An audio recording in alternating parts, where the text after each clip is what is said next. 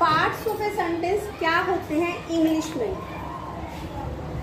Grammar हर language की same होती है, बस उनके नाम अलग होते हैं।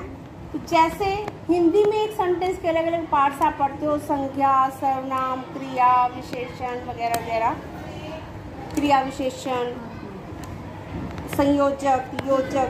इसी तरह इंग्लिश में भी एक सेंटेंस के अलग अलग पार्ट्स हैं, ठीक है। अब सेंटेंस कोई छोटा हो सकता है, आई गो टू स्कूल, बड़ा हो सकता है, I go to school daily,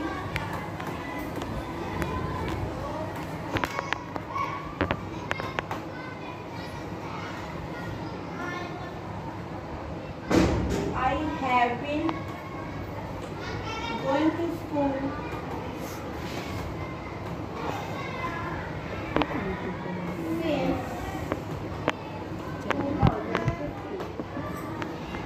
अलग अलग सेंटेंस हैं, अलग अलग वर्ड्स हैं, अलग अलग पार्ट्स हैं। इसमें 4 ही वर्ड्स हैं, इसमें 5 हैं, इसमें मोर देन 5 है ना। तो सेंटेंस 2 शब्दों का भी हो सकता है। What is a sentence? Sentence is a group of words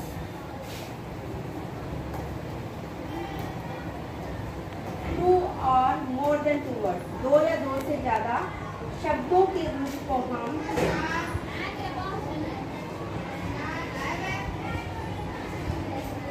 sentence कहते हैं, ठीक है। What is a sentence? Sentence is a group of 2 और मोर देन 2 वर्ड्स। अब वो जो 2 शब्द हैं या 2 से ज्यादा हैं, उनके अलग अलग नाम हैं, अलग अलग यूजेस हैं, है कि नहीं। जैसे आई गो, मैं जाती हूँ, ये भी एक सेंटेंस है। एक शब्द से सेंटेंस नहीं बनता, वो एक वाक्य, वो एक शब्द ही रह जाएगा, वर्ड ही रह जाएगा। लेकिन 2 शब्दों से सेंटेंस बनता है। शी प्लेज, वो खेलती है, ये सेंटेंस है। मतलब सब्जेक्ट और क्रिया का होना जरूरी है किसी भी सेंटेंस में। उसके बाद कितने भी शब्द हो सकते हैं। अब हर शब्द का अलग अलग रोल है। जैसे राम गोज टू स्कूल,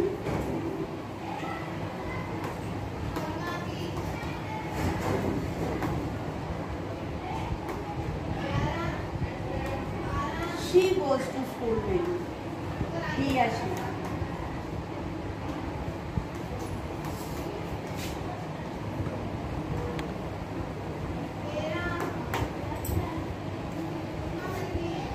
इस सेंटेंस में राम क्या है? सब्जेक्ट है। गोज क्या है? वर्ब है, क्रिया है। टू क्या है? Helping verb. हेल्पिंग वर्ब हमेशा वर्ब से पहले लगती है। कारक है, प्रेपोजिशन। स्कूल क्या है? ऑब्जेक्ट है। जो सब्जेक्ट और ऑब्जेक्ट होते हैं, ये नाउन के रूप में भी हो सकते हैं, प्रोनाउन के रूप में भी हो सकते हैं। सब्जेक्ट और ऑब्जेक्ट। एक सेंटेंस में पहले सब्जेक्ट आएगा, फिर वर्ब आएगी, फिर ऑब्जेक्ट आएगा। ऑब्जेक्ट आए जरूरी भी नहीं है, और ऑब्जेक्ट के बिना भी सेंटेंस बनता है, ऑब्जेक्ट के साथ भी सेंटेंस बनता है। तो ऑब्जेक्ट से अलावा बहुत सारे शब्द होते हैं सेंटेंस में, हर सब्जेक्ट का अलग अलग रोल है। तो हमें पढ़ना है कि पार्ट्स ऑफ ए सेंटेंस, एक सेंटेंस में क्या क्या पार्ट्स हो सकते हैं। एक नाउन हो सकता है, प्रोनाउन, वर्ब, एडवर्ब, एडजेक्टिव, लिखते हैं ना साथ साथ, प्रेपोजिशन,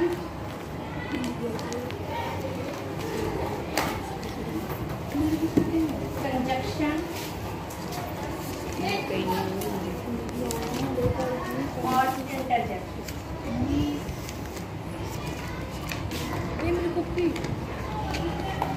आगे समझ, ये वर्ड्स सेंटेंस को बनाते हैं। ये वर्ड्स सेंटेंस के पार्ट्स हो सकते हैं। किसी सेंटेंस में ये सारे भी हो सकते हैं, और किसी सेंटेंस में ये आधे भी हो सकते हैं, किसी सेंटेंस में ये केवल 2 भी होते हैं। ठीक है, तो अभी हमने सेंटेंस लिखा था आई को, मैं चाहती हूँ। इसमें सिर्फ आई क्या है, नाउन है कि प्रोनाउन है?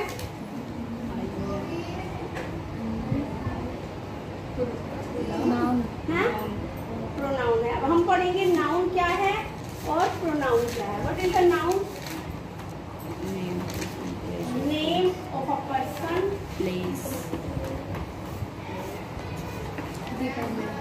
थिंग्स, थिंग और फीलिंग्स।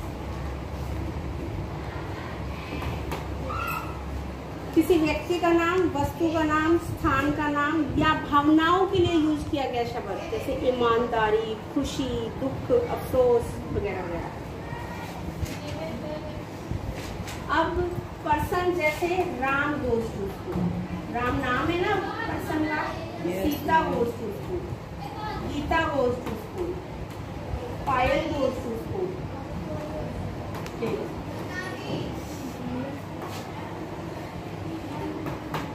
इस सेंटेंस में देखो ये नाम है व्यक्ति के, है ना। तो ये हो गए हमारे नाउन। और ये हो गया, ये जगह का नाम है। ये क्या हो गया? व्यक्ति का नाम या वस्तु का नाम या जगह का नाम, दैट इज नाउन। जब इनकी जगह हम कोई और वर्ड यूज करें, जैसे पतंगा, सीता की जगह हम शी लगाएं, राम की जगह हम ही लगाएं, बंदों की जगह हम दे लगाएं। अगर यहाँ तो what is pronoun? A word used in place of a noun is known as pronoun. Clear? A word used in place of a noun, संज्ञा के स्थान पे जो शब्द हम यूज करेंगे वो प्रोनाउन होगा। जैसे लड़का है तो ही लगाएंगे, लड़की है तो शी लगाएंगे, वस्तु है तो इट लगाएंगे, प्लेस है तो भी हम इट वगैरह लगा सकते हैं, और प्लूरल है तो दे लगाएंगे, तुम, यू, वी। वर्ब मीन्स क्रिया।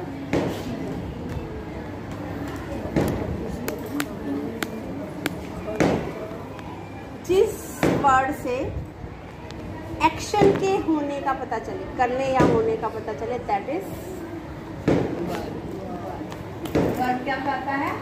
एक्शन। ठीक है। जैसे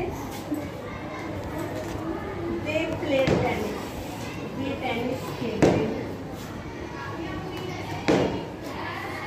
प्ले क्या है? क्रिया। She sings a song. वह गाना गाती है। गाना क्या है? मदर कुकिंग फूड, कुकिंग,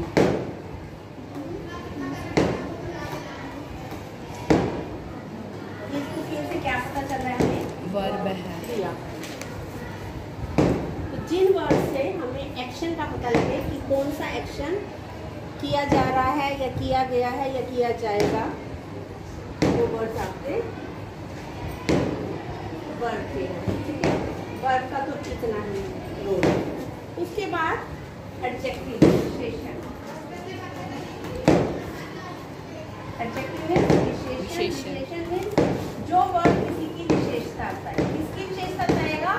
संज्ञा या सर्वनाम।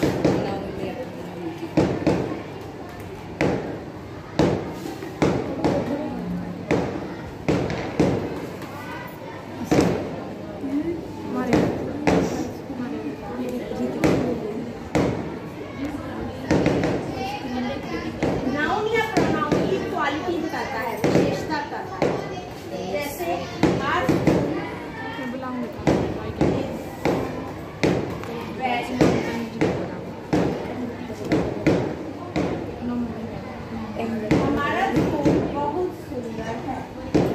सुंदर क्या है? किसकी विशेषता है सुंदर? स्कूल की। और स्कूल क्या है? सब्जेक्ट है, नाउन है।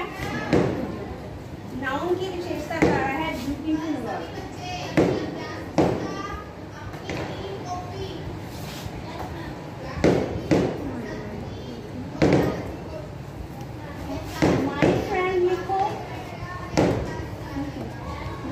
या पलक लिखो,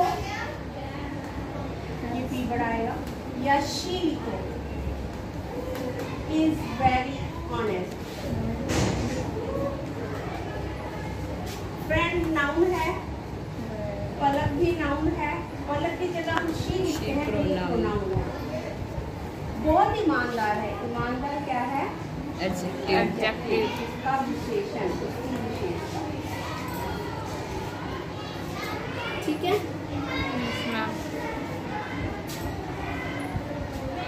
She is very soft spoken.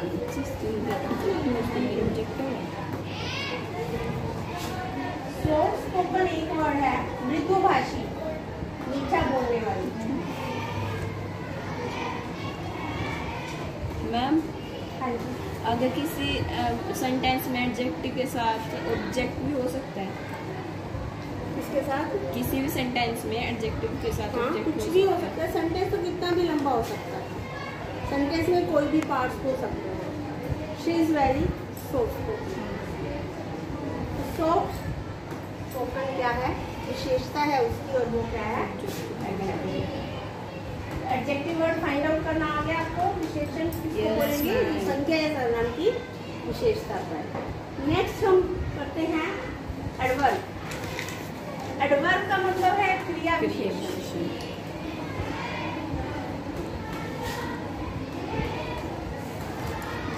नाम से कुछ पता चल रहा है, क्रिया विशेषण यानी कि जो क्रिया की विशेषता है। वर्ब की tells the quality of verb in a sentence.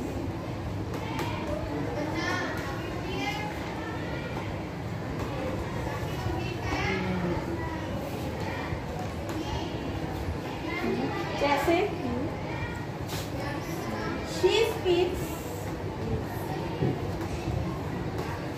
very soft। यहाँ पे हमने कहा था she is very soft spoken, मृदुभाषी है वो। यहाँ पे हम कह रहे हैं बहुत सॉफ्टली बोलती है, बहुत मीठा बोलती है। तो यहाँ पे सॉफ्ट किसकी विशेषता बता रहा है? लड़की की या बोलने की? बोलने की बता रहा है। तो ये सॉफ्ट जो शब्द है एडवर्ब है। माय फ्रेंड, आप डिफरेंशिएट करना एडवर्ब में और एडजेक्टिव में। My friend runs very fast. मेरा दोस्त बहुत तेज दौड़ता है।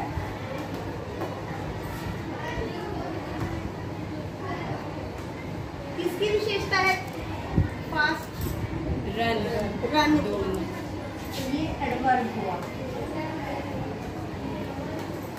और उसके बाद कंजक्शन।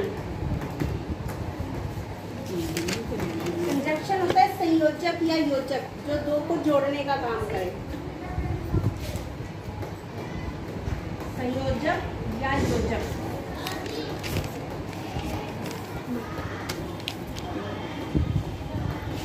Joins two words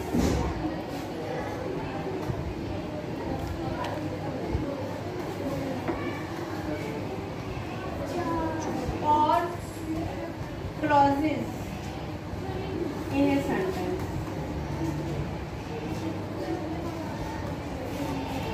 किसी सेंटेंस में दो शब्दों को जोड़े या दो क्लॉजेस को जोड़े।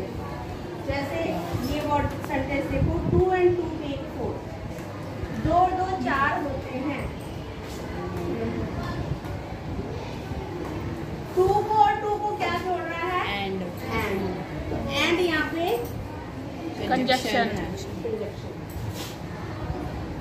दो वर्ड्स को जोड़ने का काम कर रहा है।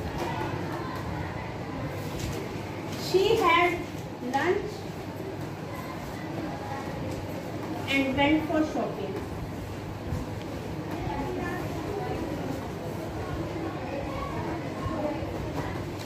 उसने खाना खाया और शॉपिंग के लिए चली गई। यहाँ पे एंड क्या है? कंजक्शन। क्लोज को जोड़ रहा है, दो क्लोजेस को जोड़ रहा है। यहाँ पे एंड दो शब्दों को जोड़ रहा था, यहाँ पे एंड दो क्लोजेस, यहाँ पे एंड कंजक्शन का।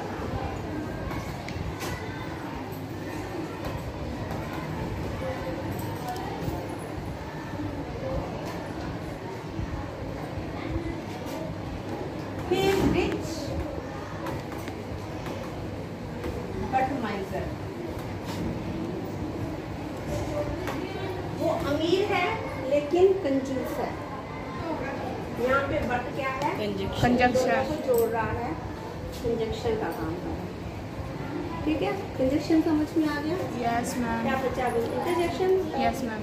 प्रेपोजिशन। प्रेपोजिशन हिंदी में शायद आप इसको कारक कहते हैं। ठीक है, रिलेट्स टू वर्ड्स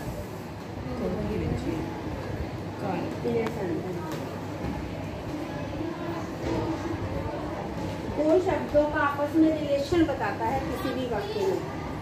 जैसे she is sitting on the table, वो मेज पर बैठी है। सिटिंग को टेबल से कनेक्ट कर रहा है, वो टेबल पर बैठी है। बैठना किस पर है? टेबल पर। कौन जो शब्द है सिटिंग को और टेबल को कनेक्ट कर रहा है, इनका रिलेशन बता रहा है। वो कैसे बैठी है, कहाँ बैठी है।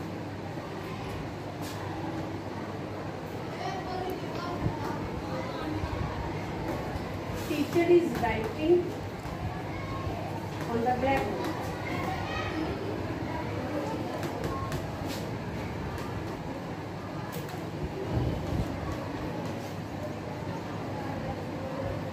I'm going to school.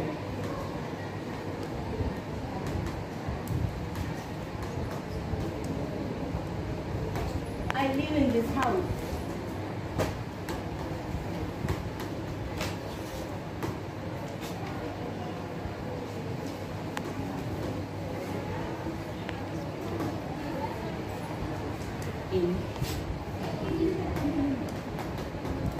I will return from Delhi.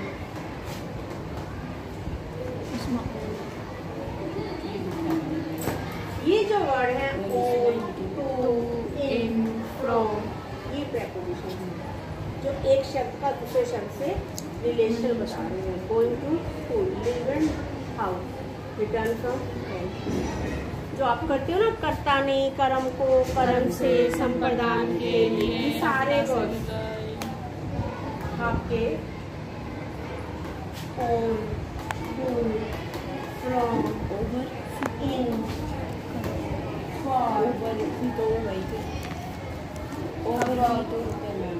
below, over, over, up, behind, upon, ये सारे वर्ड आपके प्रेपोजिशन होते हैं जो एक शब्द को दूसरे शब्द से रिलेट करते हैं। ठीक है, इसके बाद बस इंटरजेक्शन रह गया ना। Yes ma'am. इंटरजेक्शन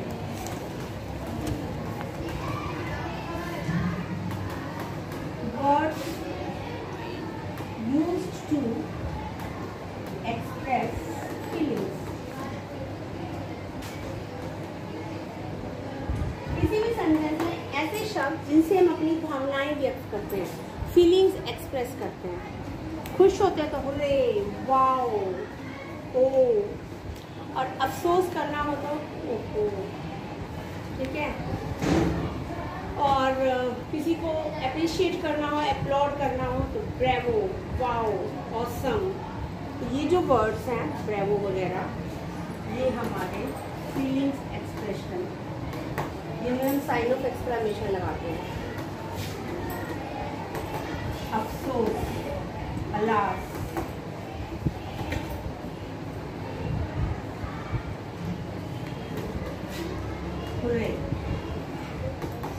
ब्रेवो किसी की तारीफ करनी होगी, ब्रेवो का well done,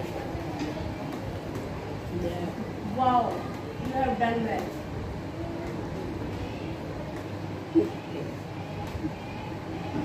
अल्लास we are doomed, हम बर्बाद हो गए। अफसोस फील होता है। वी हैव वन, हम जीत गए।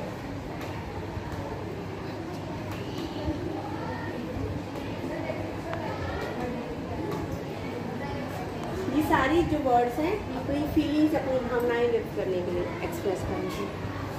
ये भी पार्ट ऑफ सेंटेंस है ना, तो इनको हम इंटरजेक्शन। आगे समझ ये सारे पार्ट्स ऑफ सेंटेंस हैं। किसी सेंटेंस में क्या क्या हम वर्ड यूज कर सकते हैं वो है पार्ट्स ऑफ स्पीच। इसमें जो एक्सरसाइज आएगी आपको आएगी